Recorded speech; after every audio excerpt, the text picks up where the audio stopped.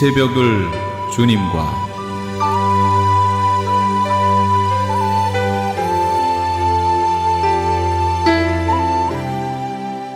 지금 여러분께서는 크리스천 헤럴드에서 제공하는 이 새벽을 주님과 2부 함께 하시고 계십니다. 크리스천 헤럴드는 신문을 시작으로 라디오, 이제는 공중파 채널인 18.88을 통해 텔레비전으로도 함께 하실 수 있습니다. 이 시간에 방송되는 모든 목사님들의 설교를 인터넷 웹사이트 www.chtv1888.org를 통해 다시 들으실 수 있습니다.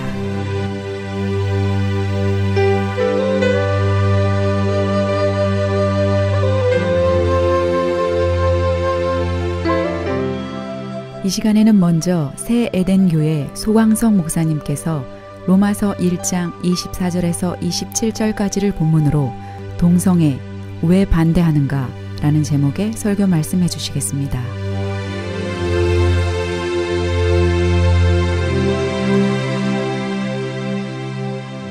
또한 그들은 인간의 평등을 주장합니다. 인간은 누구나 다 평등해야 된다는 것입니다. 그런데 이 평등의 원리를 동성애로 연결을 해서 적용을 합니다. 남녀만 사랑하는 게 사랑이냐? 동성끼리 사랑해도 사랑하는 것이지. 여기서 여러분 동성 오해하지 마세요. 남자와 남자, 여자 여자를 말하는 거지 동성 동보를 말하는 게 아닙니다. 지금 동성끼리도 사랑하는 것이지 우리도 평등하게 봐줘야 한다는 것입니다. 그러므로 남자와 남자, 여자끼리 좋아하는 것도 성적 평등이라는 겁니다. 이 평등의 논리를 주장하는 거예요. 어찌 보면 일리가 있지 않습니까? 그뿐만 아니라 그들은 소수자의 논리를 펴니다. 동성애자들은 역사상 소수요 약자였다는 거예요. 소수이기 때문에 핍박을 받았고 약자였기 때문에 계속해서 차별을 받아왔다는 것입니다. 따라서 약자와 소수인 동성애자들을 보호해줘야 된다는 거예요. 그런 의미에서 소수차별금지법은 입법화되어야 한다는 것이죠. 여러분 얼마나 그럴듯한 이야기입니까? 그러니까 이 동성애에 대해서 표면적으로만 알고 일반적인 시대적인 트렌드나 어떤 흐름만 껍데기로 표피적으로 안다면은 동성애자들을 옹호하는 쪽으로 갈 수밖에 없는 거예요. 그리고 젊은이들은 그렇게 주장합니다. 목사님, 그들의 숫자가 얼마나 된다고. 그들도 극소수인데 자기들도 행복하게 살아야 될 거 아니요. 동성을 하든 이성을 하든 그 자기들이 알아서 하는 건데 그걸 왜 상관하느냐 이 말이요. 자기들끼리 행복하게 살도록 놔두자는 것입니다. 여러분 과연 그럴까요? 정말 그렇다면 우리도 그들을 당연히 옹호해주고 지지를 해줘야 되겠죠. 그리고 그들이 동성애를 해도 행복하고 평안하게 살도록 우리가 보호해주고 지지해주고 응원해줘야지요. 또한 차별을 하고 폄훼하는 자들에게 처벌을 하라는 차별금지법도 여러분 우리가 만들어줘야 될 것입니다. 여러분. 그러나 과연 그런 것이 그리스도의 사랑이고 하나님의 사랑을 관대하게 실천하는 것일까요? 여러분 행복 추구권에 대해서 한번 생각해 볼 필요가 있어요. 물론 인간은 누구나 행복할 권리가 있습니다. 개인이 행복하다는데 누가 잔소리를 합니까? 개인이 행복하다고 해서 누가 여러분 자기가 좋아서 한다는데. 그러나 아무리 자기가 행복한다 할지라도 사회적 법적 제재를 무시하고 타인에게 폐와 해를 끼치면 그건 진정한 행복이 될 수가 없습니다. 그러기만 여러분 마약을 복용해서 행복하다고 한다면 당연히 복용을 하도록, 물론 마약은 지금 금지되어 있습니다. 억지 논리라고 생각할지 모르지만 마약을 복용해서 행복하다고 하다면 당연히 마약을 복용하도록 해야 되지 않겠어요? 자기만 행복하다면. 음주운전을 해서 개인이 행복하다면 당연히 음주운전을 해야죠. 그러나 음주해서 자기도 사고나고 남도 사고나면 결국은 안 되는 거란 말이에요. 아무리 개인이 행복하다고 해도 사회질서나 공익을 위해서 제재를 하고 금지해야 할 것은 금지하는 것이 아니겠습니까? 남의 행복을 깨뜨리면서 취하려는 개인의 행복은 이거는 이기적인 것이요, 그리고 절대 허용될 수 없는 것인 거죠. 사실 우리나라는 동성애자들을 단 한 번도 제재를 해본 적도 없습니다. 여러분, 간섭을 해본 적도 없습니다. 또 금지를 한 적도 없고 처벌 규정을 한 적도 없습니다. 그런데 왜 간섭을 안 하고 제재를 안 하는데 왜 자꾸 간섭을 받는다고 생각하는지 모르겠어요. 그렇게 주장을 해서는 아니 되지 않습니까? 단 한 번도 동성애자들을 정지하고 처벌을 해본 적이 없는데 왜 소수차별금지법까지 만들어서 다수의 인권이 역차별을 당하게 하느냐 이 말이요. 유럽과 미국 같은 경우는 처벌을 했어요, 동성애를. 그러니까 당연히 그들이 운동하는 건 이해가 돼요. 우리나라는 그런 법이 없단 말이죠. 침묵하는 다수의 인권자들도 표현의 자유가 있어요. 종교의 자유가 있습니다. 사상의 자유가 있는데 왜 그것을 억압하려느냐는 말이요. 차별금지법이 통과되면 내가 이런 설교를 하면은 저는 당장 가서 조사를 받아요. 우리 교회 집사님이 경찰이고 우리 교회 집사님이 검사라도 내가 그 앞에 가서 조사를, 이거야말로 역차별이 아니고 무엇이겠습니까? 동성애가 인권인가? 이것도 한번 짚어볼 필요가 있습니다. 여러분, 인권의 근본적인 의미는 천부인권, 자연인권에서 나왔습니다. 그러므로 동성애가 인권으로 인정을 받으려면 여러분, 성적 지향, 선천적으로 DNA 유전인자를 타고 태어나야 되는 것입니다. 근데 지금까지요, 동성애가 천부적으로 타고난 것이라는 과학적 근거가 없어요.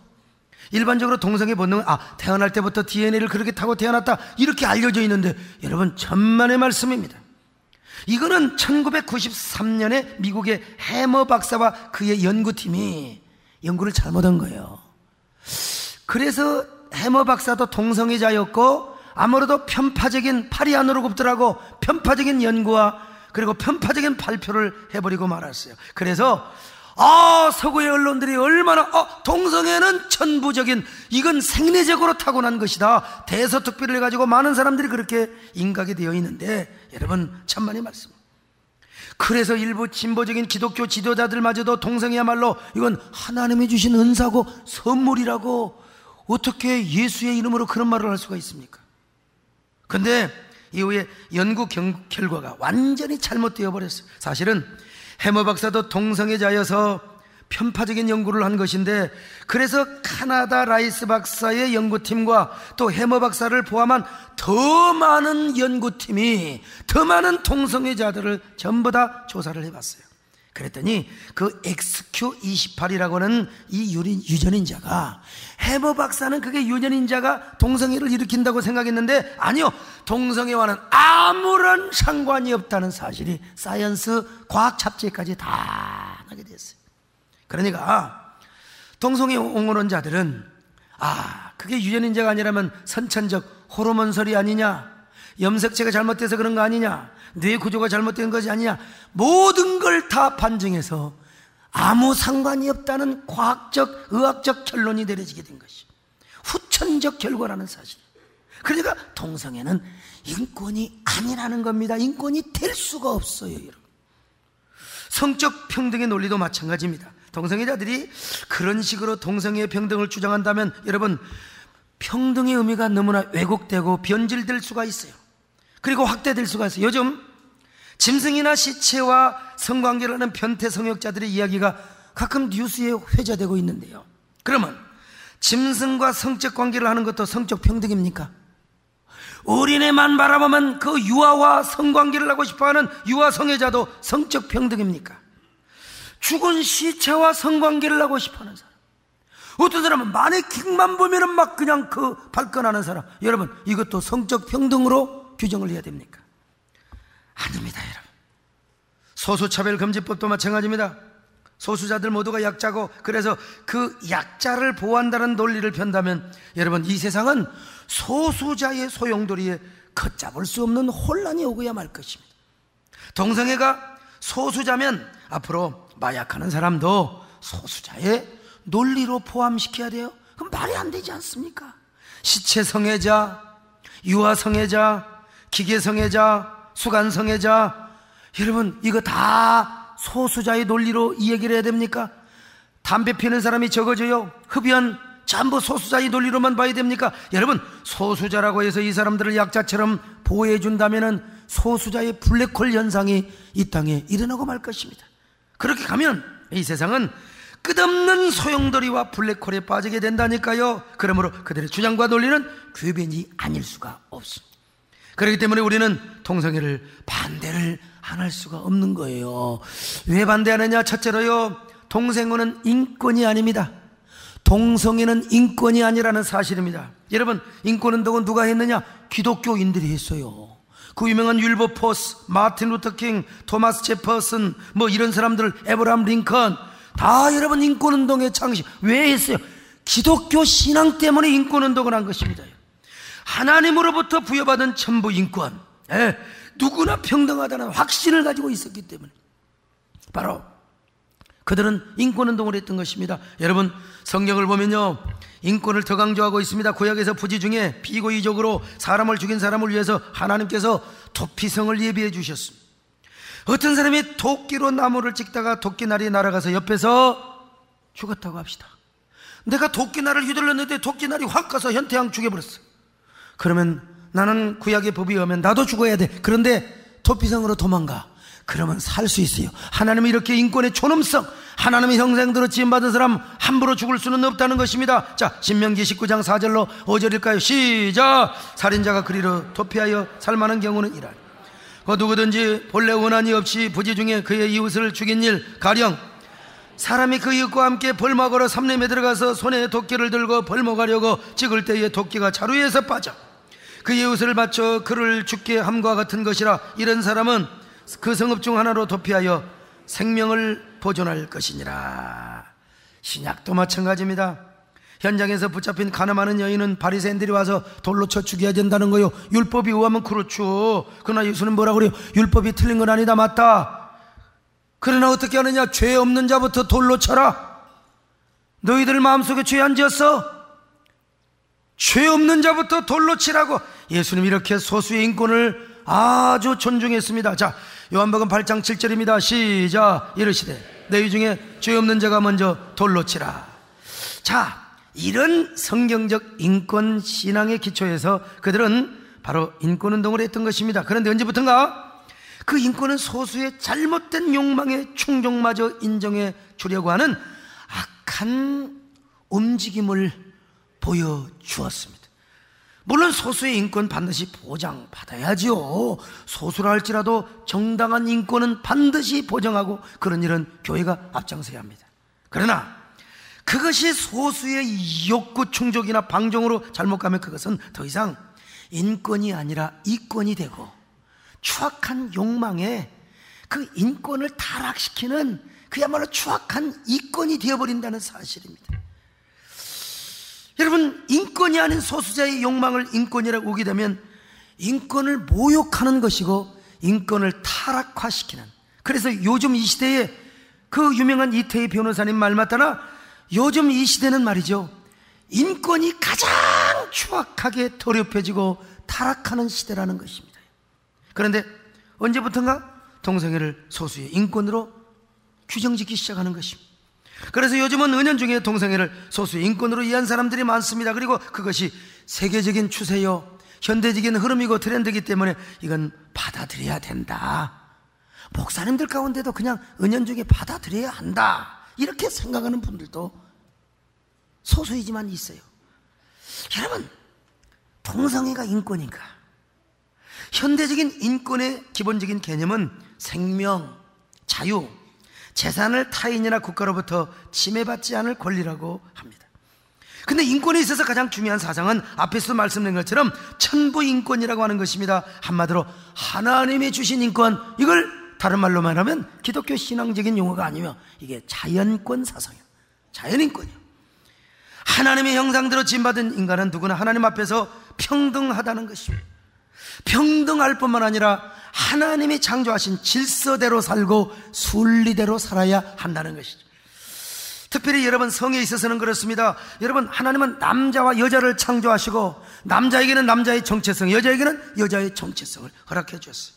그래서 여자는 남자와 남자는 여자와 성관계를 갖고 그리고 또 결혼을 하고 가정을 이루어야 되는 거예요. 그러나 성적으로 남자가 남자를 좋아하고 여자가 여자를 좋아하면 순리가 아니라 영리라는 것입니다. 여러분, 그러므로 이것은 하나님이 주신 인권이 아니라 바로 자기 개인의 욕망을 위한 이권으로 전락을 해버리고 마는 거예요. 그러므로 그 이권은 인권을 가장 타락시키는 주범이라고 할 수 있어요. 동성애는 인권이 아닙니다.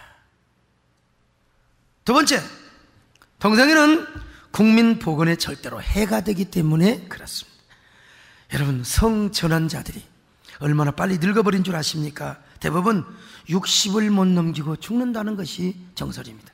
조로현상, 이건 하리수 씨가 직접 했던 말이요, 본인도 성전환을 해서 급격히 조로현상을 느끼고 있다는 것입니다. 더구나 남성 동성애자 역시 이 남성 동성애자 같은 경우는 애널 섹스, 항문 성교를 하거든요. 항문은 절대로 성기관이 아니라 배설기관입니다.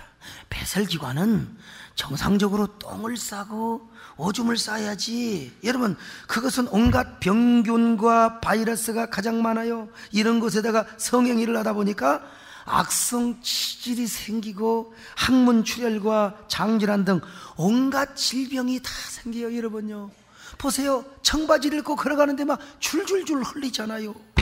참, 그래서 에이즈가 가장 많이 걸리는 게 항문 성교입니다. 결국 이 에이즈는 또 다른 사람에게 감염을 시키고 말아요.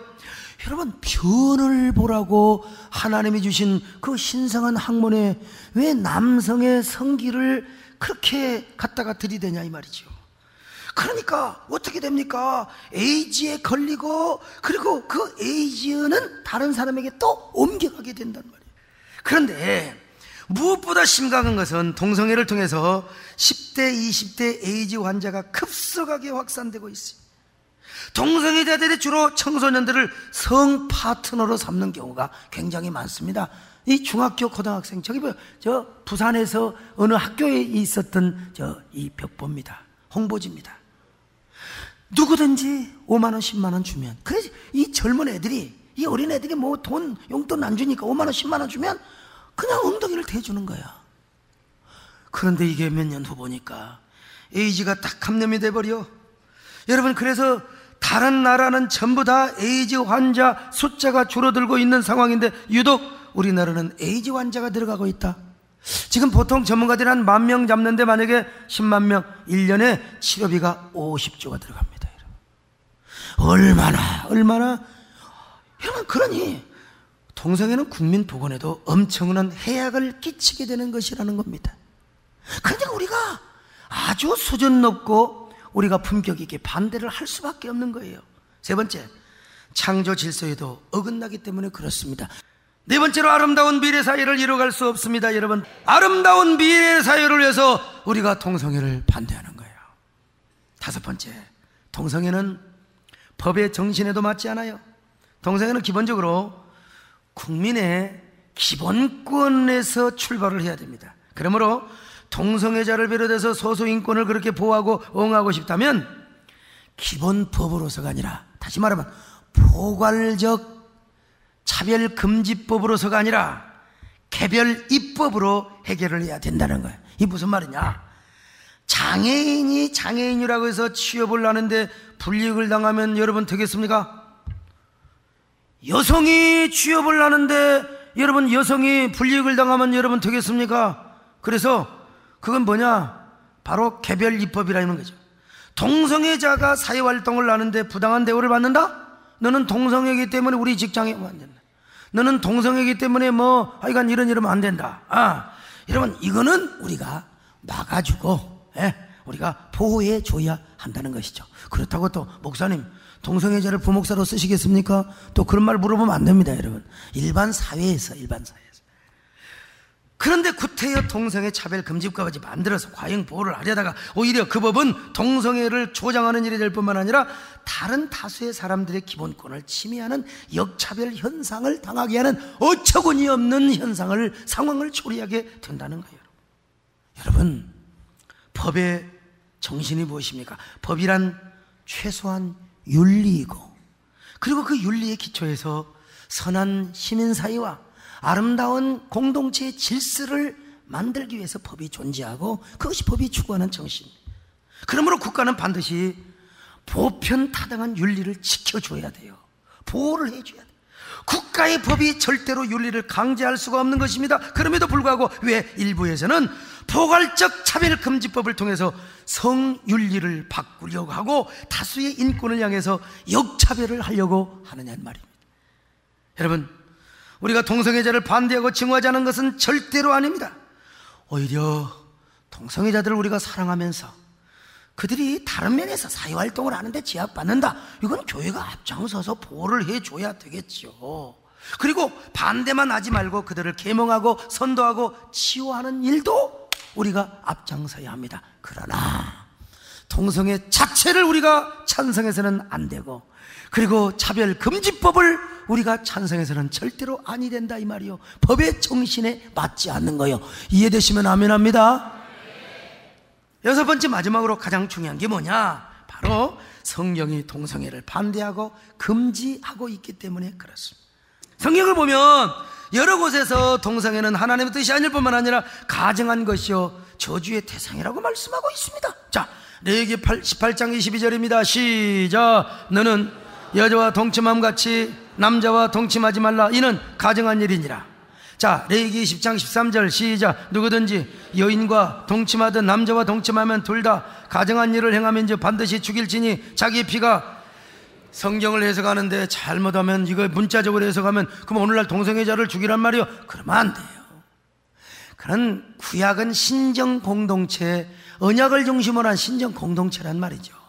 그때는 하나님이 그렇게 명령했지만은 우리는 동성애 자체는 가증하게 여기지만 동성애를 하는 사람을 우리는 그 영혼을 불쌍히 여기되 우리는 사랑하며 품고 보듬어야 됩니다, 여러분요. 예. 자, 로마서 1장 27절입니다. 시작. 그와 같이 남자들도 순리대로 여자 쓰기를 버리고 서로 향하여 음욕이 불릴듯하며 남자가 남자와 더불어 부끄러운 일을 행하여 그들의 그릇됨에 상당한 벌을 그들 자신이 받았느니라. 그 다음에 고린도전서 6장 9절 시작. 불의한 자가 하나님의 나라를 유업으로 받지 못한 줄을 알지 못하느냐. 미혹을 받지 말라. 음행하는 자나 우상숭배하는 자나 간음하는 자나 탐색하는 자나 남색하는 자나. 여러분요, 가정이 여길 뿐만 아니라 천국 못 간대요. 하나님 나라를 유업으로 얻지 못해요. 그냥 우리는 진리를 진리대로 받는 게 중요합니다. 자꾸 내 가치관과 내 관점으로 재해석을 하려고 하면 안 돼요.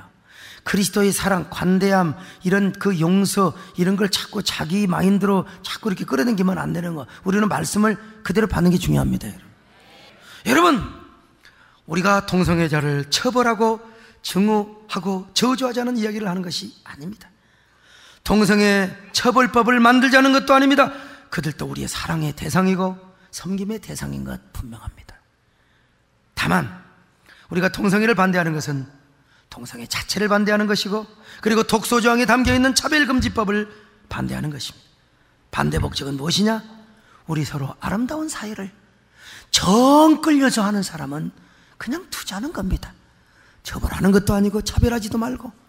그러나 국민의 기본인 사상과 그리고 표현의 자유가 있는데 그것까지 대다수의 침묵하는 인권까지 역차별을 당하게 하는, 이것은 오히려 동성애를 조장하는 일이요, 오히려 아름다운 사회와 질서를 파괴하는, 공익을 파괴하는, 소수자의 욕망을 표출하는 이 블랙홀의 사회로 만들게 된다는 것입니다. 그래서 우리가 건강한 사회를 이루며 그리고 미래의 대한민국을 아름답고 살기 좋은 나라가 되도록 하기 위하여 저도 이런 설교를 하고 있는 것입니다. 오늘은 우리 한국교회 모두가 순결주일로 지키자고 우리가 약속을 했습니다. 저는 이 약속을 지킵니다. 그래서 오늘 동성애 설교를 합니다. 아직도 많은 분들은 개교회밖에 모르고 많은 목사님들이 그저 내면적, 개인적, 영성적인 메시지만 전하는 경우도 많이 있습니다. 이제 한국교회가 가면 갈수록 교인들에게 인발부를 시키고 교육을 하면서, 그리고 이것은 교인들뿐만 아니라 건전한 시민단체와 심지어는 타종교와도 함께 때로는 연대해서 아름다운 이러한 사회를 만드는데 우리가 앞장서야 될 줄로 믿습니다. 그렇다고 해서 여러분, 동성애자들을 사랑하면서 저질적으로 비판하면 절대로 안 됩니다. 동성애를 품격 있고 신사적으로 반대해야 됩니다. 그리고 함께 더불어 살기 좋은 나라를 우리가 만들어야 되고 아름다운 사회를 우리 후손에게 물려줘야 될 줄로 믿습니다. 그런 저와 여러분, 그리고 이 일에 앞장서는 우리 교회가 될 수 있기를 주님의 이름으로 축원합니다.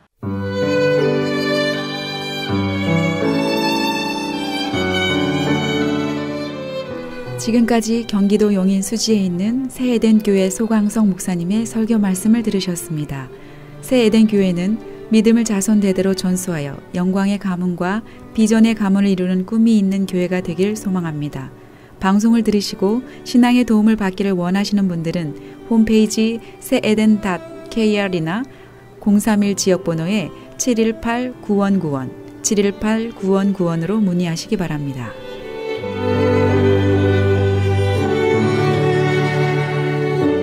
이 시간에는 장래에 관한 모든 상담을 도와드리는 조마리아 장래 지도사입니다. 안녕하세요. 조마리아입니다. 부모님이 하신 먼 미래를 위한 준비는 우리 자녀들에게 영원한 행복을 전해줍니다. 렌초 팔레스버디스에 위치한 그린힐스 공원묘지에서 이 시간 도와주고 있고요. 저는 여러분께 미국 생활 속에 필요한 장례 절차라든가 묘지 구입이라든가 장례에 관한 모든 정보를 여러분과 함께 나누는 시간입니다. 갑자기 생각이 나서 여러분께 말씀을 드리는데요. 그 소크라테스가 내가 확실히 알고 있는 것 한 가지, 나는 모른다는 사실이다. 이 말씀이 생각이 나는데요. 가만히 제 자신을 돌아다보면 제가 모르는 게 너무나 많습니다. 그래서 늘상 배우고 싶은데 또 이런 그 도전, 음식이라든지 이제 어떤 그 요리에 대한 그런 도전, 그런 것들을 해보고 싶은데요. 너무 아무것도 아는 게 없지만 그 도전이라는 그런 단어 자체가 참 좋은 것 같아요.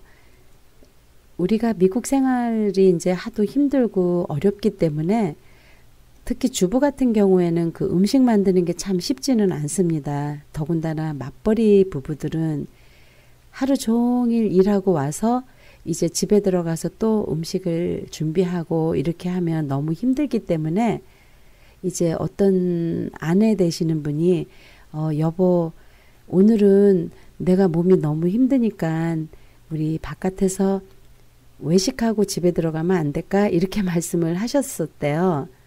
그런데 이 부인이 너무 음식 솜씨가 좋았기 때문에 그 바깥에서 사드시는 음식은 정말 별로라는 거예요. 그래서 당신은 항상 그 부인이 해주는, 아내가 해주는 맛있는 음식에 입맛이 들여져 있어가지고 이렇게 바깥에 사 먹는 외식을 굉장히 싫어하셨다고 그래요. 그래서 이제 이 와이프 부인 되시는 분이 이제 먼저 이제 세상을 떠나게 돼서 그 장례식 때 그 유울러지 할 때 그 남편 되시는 분이 이제 편지를 낭독을 하시면서 내가 너무 이기적이었다. 내가 아내에 대한 그런 마음을 조금이라도 읽어주고 거기에 대해서 이렇게 힘들어할 때 또 외식을 하자고 할 때 아내가 말하기 전에 내가 먼저 우리 아내의 손을 잡고 맛있는 것도 사주고 외식도 시켜주고 이렇게 했었어야 되는데 먼저 떠나시고 나니까 그런 세세한 구석구석 한 가지 한 가지가 다 마음에 와닿아서 정말 마음이 괴롭다, 이제 이런 말씀을 많이 하시더라고요. 제가 왜 이런 말씀 드리냐면은요. 혹시 이제 저녁에 오늘 하루 종일 이제 일 즐겁게 열심히 하시고 정말 상대방이 맛있는 거 먹고 싶다 그러시면은 두말할 거 없이 모시고 가서 이렇게 같이 함께 맛있게 드시는 거는 어떨까, 이렇게 생각이 나네요. 특히 이제 미국에서는 이런 맞벌이 부부들이 많잖아요. 그런데 저부터도 이렇게 집에 들어가면은 정말 꼼짝하기 싫고 음식을 하는 것 자체가 정말 어려운 일이죠. 그런데 이제 그 요리에 도전을 하는데 그 요리 교수님이 첫 번째 시간에 딱 말씀하시는 게 그러시더라고요. 당신은 어느 식당 주방장의 그 마음이 사랑으로 했는지 그냥 했는지 그거를 딱 음식 맛이나 그런 그 음식을 썬 그 재료를 딱 보면 아신다고 그러세요. 그러면서 그 교수님이 하시는 말씀이 그 사랑이 들어간 음식은 벌써 맛도 틀리고 또 보기에도 참 예술이다, 이런 말씀을 하시더라고요. 그래서 음식을 우리가 만들 때 엄마가 음식을 자녀들에게 만들어줄 때 그런 어떤 사랑이 들어가야지 그 사랑으로 만든 음식을 먹고 자란 아이들이 나가서도 잘 되고 성공할 수 있다. 이렇게 말씀을 하시는데 제가 너무 깜짝 놀라운 그런 충격을 먹었죠. 왜냐면 저는 이제 하루하루 이제 힘들게 일하고 집에 들어오면 된장찌개를 하나 끓이더라도 제가 이렇게 사랑으로 끓인 것 같지는 않은 것 같아요. 사랑이 물론 내가 사랑하는 우리 자녀들, 우리 가족들 사랑으로 그 음식을 만들었겠지만 정말 진심으로 내가 이렇게 파를 송송송송 써는 그 파의 그 크기나 디자인이나 이런 것들이 다 다르더라고요. 그걸 알고 나고 난 다음부터요. 그러니까 예를 들면은 이제 막 바쁘니까 빨리빨리 이 음식을 해서 얼른 먹여야 되기 때문에 마음이 급해서 파를 하나 쓸더라도 이렇게 사랑으로 이렇게 정성으로 쓰지를 못했던 것 같아요. 그냥 대충대충 빨리빨리 이거를 막 끓이면 이렇게 막 서둘러서 이렇게 음식을 만들었던 거죠. 그래서 그 음식을 만드는 사람들은 굉장히 그 먹는 사람을 생각하면서 사랑으로 그런 음식을 만들어야지 그 요리를 해야 된다. 이런 교수님의 말씀이 정말 제가 마음에 커다란 충격이 돼서 그 다음부터는 이제 조금 많이 반성을 하고 이렇게 음식을 썰더라도 사랑을 집어넣어야지 사랑을 더 추가를 해서 이제 음식을 만들게 되는 거죠. 네, 쉽지만은 않아요. 제가 여러분께 이렇게 말씀은 드리지만은 그게 결코 쉬운 일은 아닌 것 같아요. 하지만 이제 사랑하는 아이들, 사랑하는 사람들 그 음식 정말 그런 사랑으로 정성으로 이렇게 만들어야지 그 사랑을 먹고 자란 아이들이 이제 확실하게 그 다른 방법으로 잘 성장하고 또 그 결과가 굉장히 좋은 것 같아요. 제가 잊혀지지 않는 그런 그 어느 아드님께서 그 어머님의 장례식 때 그 잊혀지지 않았던 그런 그 장례식에 대한 그런 고별사의 그 생각이 나서 말씀을 드리는데요.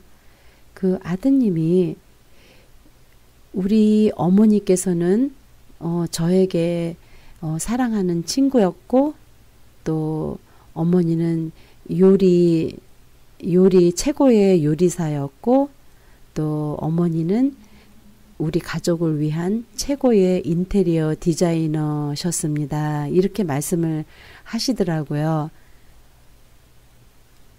그래서 그게 이제 무슨 말인가 그분이 음식을 호텔 주방장을 하셨나 또 아니면 그 어떤 인테리어 디자이너셨나 이런 생각을 처음에는 제가 했었는데요.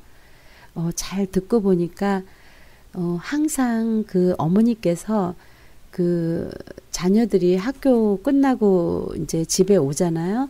그러면은 맛있는 그런 후식, 그러니까 저녁 식사 전에 아이들이 이제 학교에서 막 돌아와서 이제 출출하니까 그런 후식이라든가 이런 것들을 사랑으로 손수 만드시고 또 그거를 예쁜 접시에 담아서 아주 그런 예쁜 테이블보 또 예쁜 커튼 모든 것들이 다 정말 프로페셔널하게 이제 어떻게 하면 우리 가정을 예쁘게 꾸밀까 이제 그런 분이셨다고 아주 그런 그 기억 속에서 그런 말씀을 하시는데 제가 그 아드님의 그런 말씀을 들으면서요. 제가 우리 아이들에게 굉장히 미안해지고 나는 정말 그렇게 먹고 살기 바쁘니까 미국에서 아이들에게 그런 정성으로 후식도 만들어준 적도 없었고 또 그런 아이들을 위한 쾌적한 환경, 깔끔한 그런 방송 청소라든가 이런 거를 아이들에게 베풀지 못했던 저런 훌륭한 어머님에 비해서 저는 정말 너무 부족하고 아무것도 모르는 그런 반성을 했었습니다. 많은 분들이 이제 그런 장례식을 통해서 그분들의 그 한평생 그 베풀어 주셨던 가족과 가정 그 사랑하는 그런 가족을 위해서 희생하셨던 그런 것들 때문에 이제 아이들이 성공하고 잘 자라서 이제 그런 장례식에서나마 그분의 그런 그 아름다운 추억을 이야기할 수 있는 그런 것이 나오는데요. 잊을 수 없었던 그런 감동적인 그런 내용인데요. 그 아드님께서 이제 조서를 읽으시는데 저의 어머니는 저의 사랑하는 친구이자 또 이 세상에서 최고의 요리사이자 또 아름다운 그런 인테리어 디자인을 할 수 있는 그 건축가이자 그림을 그리는 훌륭한 화가셨습니다. 이렇게 말씀을 하시더라고요. 그래서 제가 그분은 옛날에 뭐 요리사도 하시면서 건축도 집도 지으시고 이러셨던 분인가 이런 생각을 이제 했었는데요. 이제 그 아드님께서 어머니에 대한 그런 그 어머니께서 해주셨던 그런 사랑을 정리해서 이제 고별식에 이제 말씀을 하셨던 그런 내용이에요. 이제 학교에 갔다 오면은 항상 어머님이 그 맛있는 간식을 직접 만드시고 또 그런 맛있는 간식을 아주 예쁜 그 깔끔한 그 접시에다가 아주 작품처럼 하나의 그런 어떤 그 작품처럼 그 음식을 이렇게 내주셨대요. 그래서 친구들이 많이 그 집에 오면은 굉장히 그 어머님이 이렇게 친구들에게도 그렇고 그런 맛있는 요리도 해주시고 또 이런 그 집의 실내 장식이라든가 이제 볼거리, 먹을거리 이런 것들이 이제 다른 어느 아이들의 그 부모님보다도 어머님보다도 굉장히 특이하게 그 잘 해주셨던 그런 어머니였다. 이제 이런 말씀을 하시더라고요. 그래서 과연 제가 죽었을 때는 이제 우리 아이들이 그런 좋은 기억이 얼마나 있을까 이런 거를 고민하면서 생각을 해봤는데요. 그렇게 되니까 이제 그 접시 같은 것도 애들한테 이제 아무렇게나 음식을 담아서 주기가 싫더라고요. 그래서 이제 이왕이면은 이제 그런 깔끔하고 예쁜 하얀 접시에다가 이제 그 음식을 놓을 때도 그냥 대충 이렇게 올려놓는 게 아니라 가지런하게 보기 좋은 떡이 이제 먹기도 좋고 또 그림처럼 아주 예쁘게 이렇게 여러분도 한번 해보세요. 그게 이제 습관이 되시면 나중에 이제 그런 아이들에게도 이제 좋은 그런 추억으로 떠오를 것 같습니다. 그래서 저는 이런 많은 분들의 그런 경험을 통해서 이제 많이 배우고 또 이제 이렇게 하는데요. 우리가 살아가면서 우리 사랑하는 그 자녀들이나 배우자에게 그런 남기는 그런 지금 현실의 삶이 먼 훗날 그런 아름다운 추억거리와 더불어서 이제 귀감이 될 수 있고 그 아이들을 그 행복한 삶 속으로 끌어들일 수 있고 또 행복한 그런 삶을 만들어주는 것들이 이제 과연 그 부모들의 역할이죠. 그런데 정말 그런 고별사에서 이렇게 훌륭한 부모님들의 그런 스토리 또 우리 아이들, 자녀들이 정말 너무 착하게 커주고 너무 그 부모님들께 그런 많은 것들 이렇게 오히려 반대로 부모가 자녀들에게 해줘야 되는데 부모는 잘 해준 것도 없음에도 불구하고 자녀들은 너무나 많은 그런 사랑을 그 부모님께 전달해 드리고 또 이렇게 행동으로 실천을 하시는 그런 많은 효자, 효녀들이 무척 많이 계십니다. 그래서 참 자랑스럽기도 하고 우리 역시 그 동양에서도 우리 한국 분들 정말 우리 부모님들께 잘하는 착한 효자, 효녀들이 너무 많이 계시기 때문에요. 좀 감동적인 일은 굉장히 많죠. 결혼을 해서도 부모님께 이렇게 해드리고 싶은 것은 많지만 또 생활 형편이 어려운 가운데에서도 이제 자녀들이 쓸 거 조금 아끼고 절약을 해서 그런 부모님께 대한 그런 묘지 준비, 이제 본인들도 너무나 어렵고 힘든 그런 가운데에서도 부모님께 대한 그런 먼 미래에 그런 쓰실 그런 가족 묘지라든가 이런 것들을 꼼꼼하게 준비를 잘 하시는 그런 아드님, 따님을 볼 때는 저는 정말 그게 최고의 감동인 것 같습니다.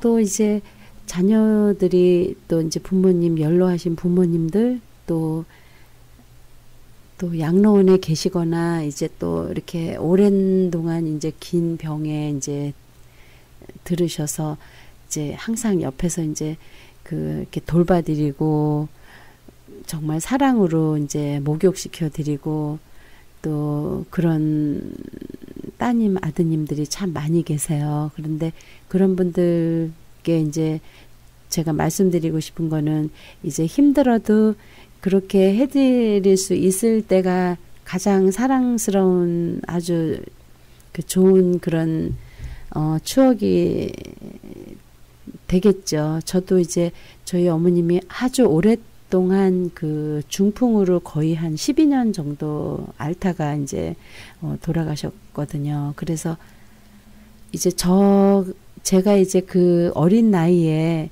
이제 그 동네 어르신들이 네 나이에, 제 나이에 이제 막 한창 친구들하고 뛰어다니고 이렇게 놀고 한창 즐거울 때인데 이제 어머님이 이제 그런 중풍이라는 그런 병이 들으셔서 이제 몸을 잘 못 움직이시죠. 그래서 이제 대소변도 받아내고 또 이렇게 운동도 시켜야 되고 또 이제 식사 같은 것도 이제 손이 마비가 돼서 이제 굳어지시니까 잘 손을 못 쓰시잖아요.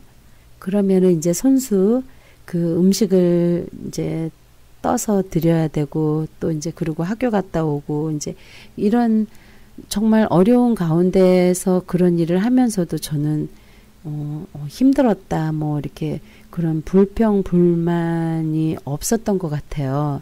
그러니까 이제 그것도 이제 모르고 이제 열심히 당연히 이제 제가 해야 마땅히 이제 딸이 하나니까 제가 해야 될 마땅한 일이라 이렇게 생각을 하고 했었던 것 같아요. 그래서 지금도 이제 많은 그런 어려운 분들 또 이제 이렇게 오랫동안 이제 중풍이라는 병이 식사 같은 거라든가 이런 거 하시는 데는 별로 불편함이 없으시거든요. 이제 위는 튼튼하시니까 이제 식사 잘 하시고 그래서 이렇게 오랫동안 이제 병을 앓고 계시니까 항상 그분들은 이제 그런 누군가의 그런 도움이 항상 필요로 하는 거죠. 그래서 그런 일을 잘 보살펴 드리고 잘 함으로써 또 먼 훗날 내가 입장을 바꿔서 내가 또 그렇게 아플 수도 있는 거잖아요. 그랬을 때 이제 누군가가 이렇게 사랑으로 나를 보살펴 준다면 정말 감사한 일이죠. 또 이제 많은 핸디캡 자녀들을 이제 데리고 있는 그런 우리 부모님들 남들 눈에는 어떻게 보일지는 모르지만 또 저 같은 경우에도 그런 거는 전혀 상관이 없는 일이라고 생각을 합니다. 물론 다른 집 애들은 정말 잘 먹고 잘 자라주는데 왜 하필 우리의 내가 이럴까, 이러고 정말 힘들고 어렵고 고통스러운 시간들도 많았지만은요, 그 시간이 딱 지나고 나면은요, 우리도 이제 일반인처럼 이제 똑같이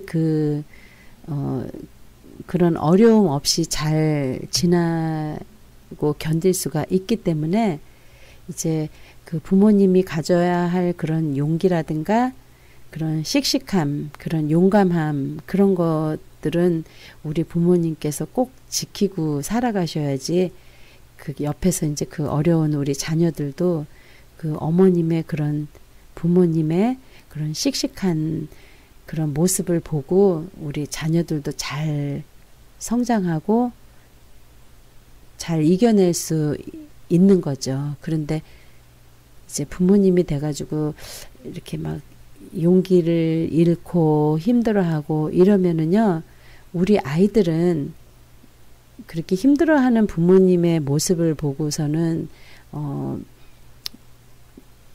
힘듦을 이겨낼 수가 없는 거예요. 그래서 항상 부모님들께서 씩씩하게 용기 내시고, 또 정말 예수님은 너무 공평하신 분이기 때문에요.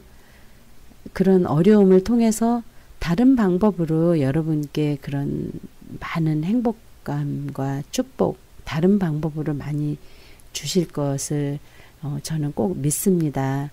그래서 지금 이런 어려운 시기가 지나고 나면은요, 더 많은 남들이 가질 수 없는 축복을 그분들께는 또 주어지는 게 되는 거거든요. 그래서 뭐니 해도 이제 우리 부모님께서 이제 그런 어떤 용기, 또 적극적인 그런 씩씩함, 이런 파헤쳐 나갈 수 있는 그런 삶의 그런 에너지, 이런 것들이 이제 자녀들에게 굉장히 중요하다고 생각이 듭니다. 저희 그 그린힐스 공원묘지에서는요, 2019년도에 완성될 그런 묘지를 미리 분양을 하고 있고요. 많은 분들이 이제 아직까지 묘지 구입에 이제 구입을 못 하신 분들은 그런 묘지 구입, 이런 가족 묘지, 이제 이렇게 저렴한 그런 좋은 기회에 미리미리 부담 없는 페이먼으로 준비를 하실 수 있고요. 또 묘지 외에 부수적인 거, 이제 뭐 비석이라든지 또 겉관은 이미 그 묘지 안에 겉관이 다 설치가 되어 있습니다. 또 겉관 설치비, 이런 것은 먼 훗날 지출하지 않으셔도 이미 거기에 다 포함이 되어 있습니다. 그렇게 하시고 또 이제 묘지 외에 부수적인 비용들을 다 준비를 하시면 50%만 준비가 되어 있는 거고요. 또 그 외에 이제 그 나무관이라든가 또 장례식 그런 내용 절차, 이런 장의사 비용을 또 하셔야지만이 이제 완벽하게 100%의 먼 훗날의 그런 마지막 지출이 이제 완벽하게 다 설정이 되어 있는 거죠. 물론 저희 한국 부모님들도 그렇고 이제 장례식을 하는데 돈이 없어서 장례식을 못했다, 그런 분들은 별로 없으세요. 이제 빚이라도 얻어서 다 장례식을 치르시게 되겠죠. 그런데 그렇게 하시는 것보다는 이제 미리미리 다 준비를 해 놓고 그렇게 하심으로써 우리 아이들이 부모님께 대한 그런 어떤 걱정이나 마음고생, 그런 거 하지 못하도록 그 아이들을 위해서 이제 도움이 될 수 있도록 미리 우리가 이제 젊고 건강하실 때, 또 이렇게 경제적인 능력이 있으실 때 이런 묘지 준비라든가 장례에 관한 그런 서비스 비용이라든가 이런 것들을 미리 꼭 하셨으면 좋을 것 같습니다. 제가 지난번에도 말씀드렸는데요. 55년 전에 그린힐에 200불에 4자리니까 합장으로 8명이 쓸 수 있는 그런 가족 묘지를 200불에 준비를 하셨죠. 8분이 8명 자리를요. 그래서 지금은 이제 물론 55년 전에 200불이면 굉장히 큰 돈이었죠.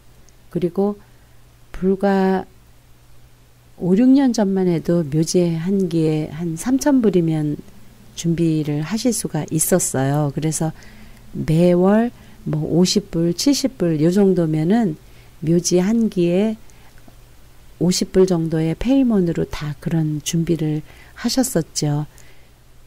요즘에는요, 보통 이제 묘지가 최하 15,000불이에요. 묘지 한 자리에.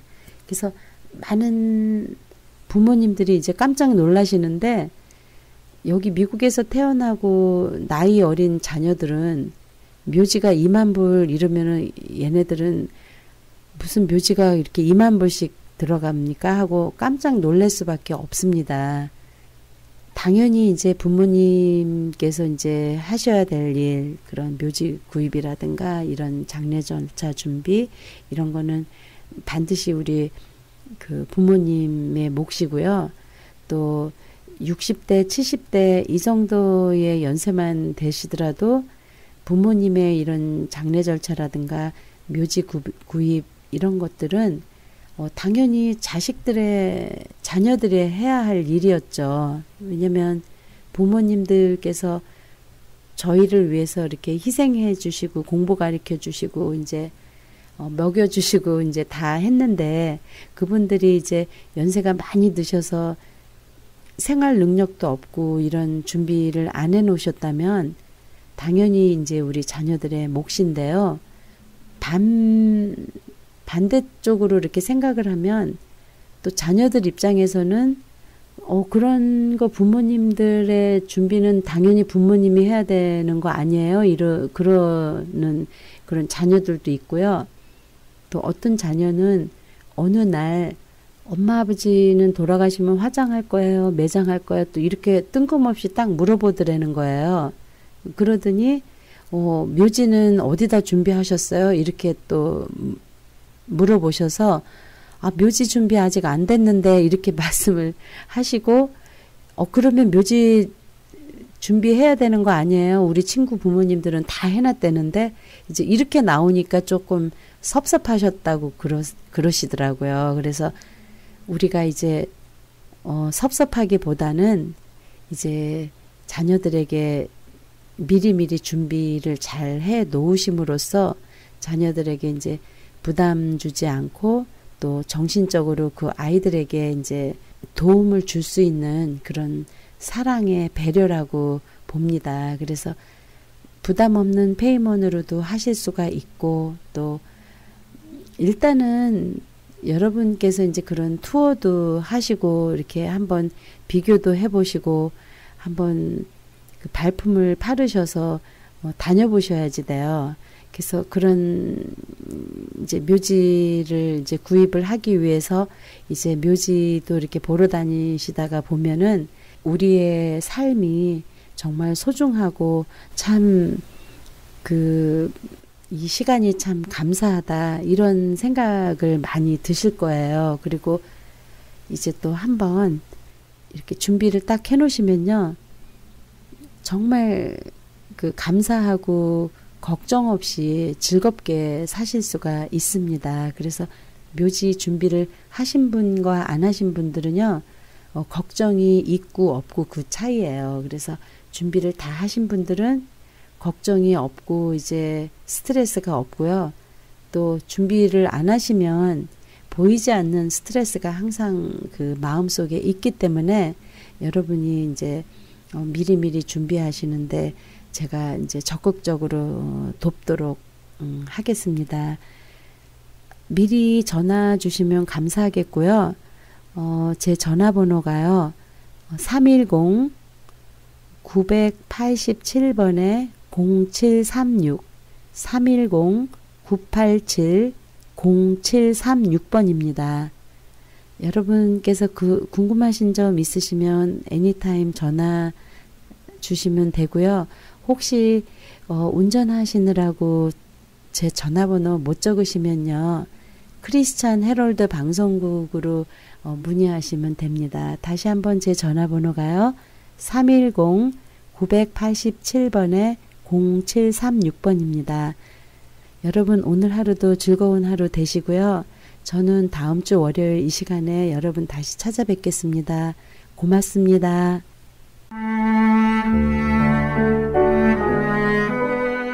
지금까지 그린힐스 공원묘지 후원으로 한국 전통 장례 지도사, 장례에 관한 모든 상담을 도와드리는 조마리아 장례 지도사였습니다.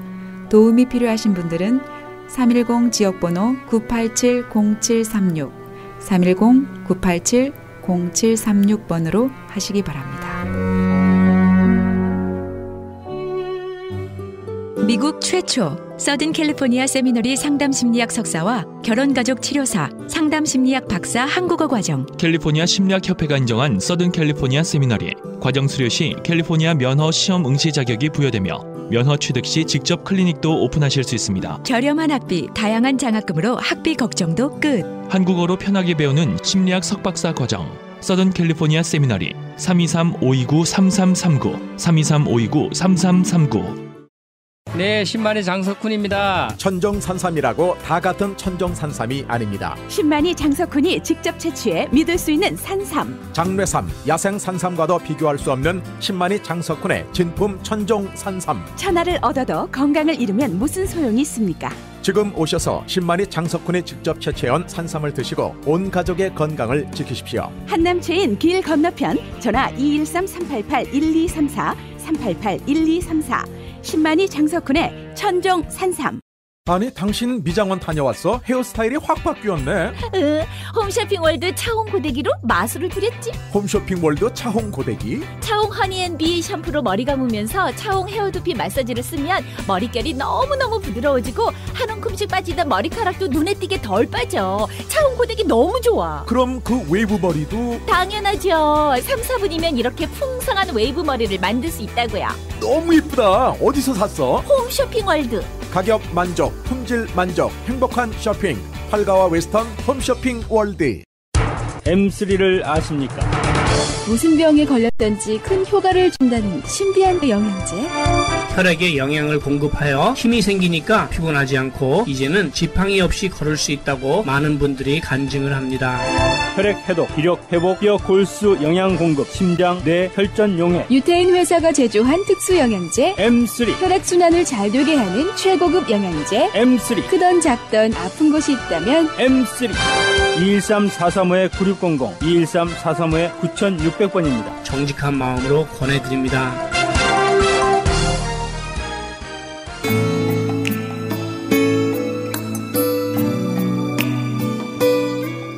지금까지 크리스찬 헤럴드에서 보내드린 이 새벽을 주님과 1부, 2부 함께 하셨습니다. 한 주를 시작하는 월요일입니다. 오늘도 주님이 주신 은혜와 평강으로 하루를 보내시기 바랍니다. 지금까지 황희숙 전도사였습니다. 고맙습니다. 내게 주어진 하루를 감사합니다. 내게 또 하루를 허락하심을, 이 하루도 헛되이 보내지 않으며 살기 원합니다.